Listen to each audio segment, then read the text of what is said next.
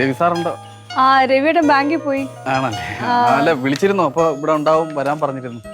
ഇന്ന് ഉച്ചക്ക് ലീവ് എടുത്തിട്ട് വരുന്നു പറഞ്ഞിരുന്നു, പക്ഷെ ഇതുവരെ എത്തിയില്ല. അത് ശരി. ലോണിന്റെ കാര്യമല്ലേ? അതെ അതെ. ബാങ്കിൽ പോയാൽ മതിയായിരുന്നല്ലോ.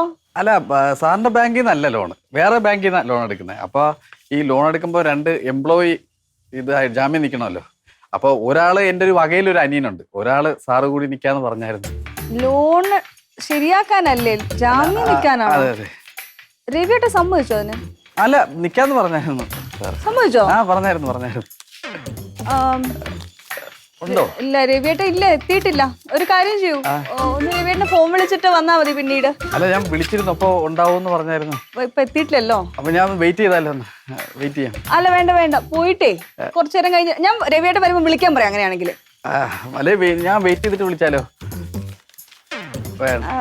അല്ല, പോയിട്ട് പിന്നെ വരൂ, വെറുതെ കാത്തിരിക്കണ്ടല്ലോ. എപ്പോ വരും, സമയമൊക്കെ ലേറ്റ് ആയാൽ നമുക്ക് അറിയത്തില്ലല്ലോ. ആണല്ലേ? അല്ല, വിളിച്ചപ്പോ വരാൻ പറഞ്ഞായിരുന്നു.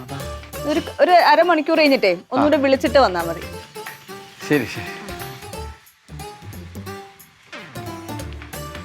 അത് മതിയല്ലേ?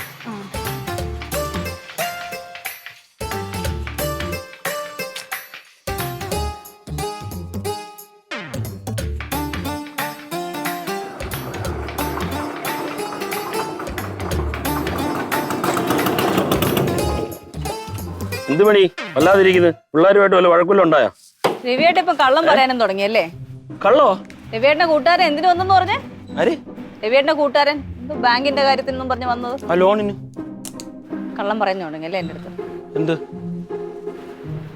ലോണിന് ജാമ്യം നിക്കാന്ന് പറഞ്ഞ? ഞാൻ ഒന്ന് ഫ്രഷ് ആവട്ടെ പണി.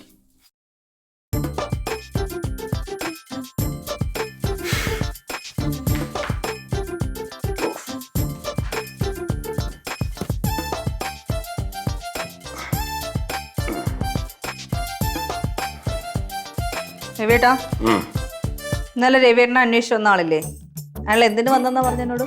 അല്ല, ലോണിന്റെ കാര്യത്തിന് ഞാൻ പറഞ്ഞല്ലോ. രവിയേട്ടന്റെ ബാങ്കിലെ ലോണോ? അല്ല, വേറെ ബാങ്കിൽ ലോൺ ശരിയാക്കുള്ളൂ, അതിന് വേണ്ടി പറഞ്ഞു. അയാൾ എന്നോട് വന്ന് എല്ലാ സത്യവും പറഞ്ഞു. എന്തിനാ ഞങ്ങളത് കള്ളം പറഞ്ഞേ? എന്ത് കള്ളം? അയാൾക്ക് ലോൺ എടുക്കാൻ ജാമ്യം നിൽക്കാന്ന് പറഞ്ഞല്ലേ? അത് മണി അയാൾക്ക് അത്യാവശ്യമായിട്ട് വേണമെന്ന് പറഞ്ഞപ്പോഴത്തേക്ക് പിന്നെ ഞാൻ. രവിയേട്ട ഒരു ബാങ്ക് എംപ്ലോയി അല്ലേ? രവിയേട്ടൻ തന്നെ ഇതുപോലെ എത്രയോ കുടുംബങ്ങൾ തകർന്ന കഥ എന്നോട് പറഞ്ഞിട്ടുണ്ട്, ബാങ്കിന് ജാമ്യം നിന്നിട്ട്. എന്നിട്ട് രവിയേട്ടൻ തന്നെ സമ്മതിച്ചു കൊടുത്താ? മണി അയാൾ ഒത്തിരി പ്രശ്നത്തിലാണ്. അതായത് പല ബിസിനസ്സും ചെയ്ത് ജോലിയൊക്കെ ചെയ്തിട്ട് ഒന്നും രക്ഷപ്പെടാതെ എന്തെങ്കിലും ഒരു സംരംഭം തുടങ്ങി അയാളൊന്നും രക്ഷപ്പെട്ടെന്ന് ഇത് സഹായിക്കാന്ന് വിചാരിച്ചു. ഈ സഹായം രവിയേട്ടൻ അങ്ങോട്ട് ചെയ്യാന്ന് പറഞ്ഞല്ലോ, അയാൾ ഇങ്ങോട്ട് വന്ന് ചോദിച്ചല്ലേ? അപ്പൊ എന്ത് ഉത്തരം പറയണായിരുന്നു രവിയേട്ടൻ? എന്ത് പറയാ? ഒന്നുകിൽ ആലോചിക്കാൻ കുറച്ച് സമയം വേണമെന്ന് പറയായിരുന്നു, ഇല്ലെങ്കിൽ ഇത് ചെയ്യാൻ പറ്റത്തില്ല, ജാമ്യം നിൽക്കാൻ പറ്റില്ല എന്ന് മുഖത്തോക്കി പറയായിരുന്നു അല്ലേ? എന്നിട്ട് അത് ചെയ്തോ? അത് പറയില്ലല്ലോ. മറ്റുള്ളവരുടെ ബുദ്ധിമുട്ടുകൾ കാണുമ്പോൾ അലിഞ്ഞു പോവല്ലേ ചെയ്യുന്നത്? മണി, എനിക്ക് അയാളുടെ മുഖത്തോക്കി നോ എന്ന് പറയാൻ പറ്റില്ലായിരുന്നു. അയാൾ പാവം മനുഷ്യനാണെന്ന്. രവിയുടെ പ്രശ്നം ഇതാണ്. യെസ് എന്ന് പറയേണ്ട സ്ഥലത്ത് യെസ് പറയില്ല, നോ എന്ന് പറയേണ്ട സ്ഥലത്ത് നോ എന്ന് പറയില്ല, എന്നിട്ട് മറ്റുള്ളവരെല്ലാം പ്രശ്നത്തിലാക്കുകയും ചെയ്യും. അയാൾ EMI മുടക്കി കഴിഞ്ഞാൽ എന്ത് ചെയ്യും? ജാമ്യം നിന്നിട്ട് രവിയേട്ട കയ്യിൽ നിന്ന് പിടിക്കൂലേ? നമുക്കൊരാവശ്യം വന്നു, മോളെ കെട്ടിച്ചുവിടാൻ നിൽക്കുകയാണ്, ലോൺ എടുക്കേണ്ടി വന്നാൽ നമുക്ക് ലോൺ കിട്ടുമോ? ഇതൊന്നും രവിയേട്ട ആലോചിക്കാത്തത്.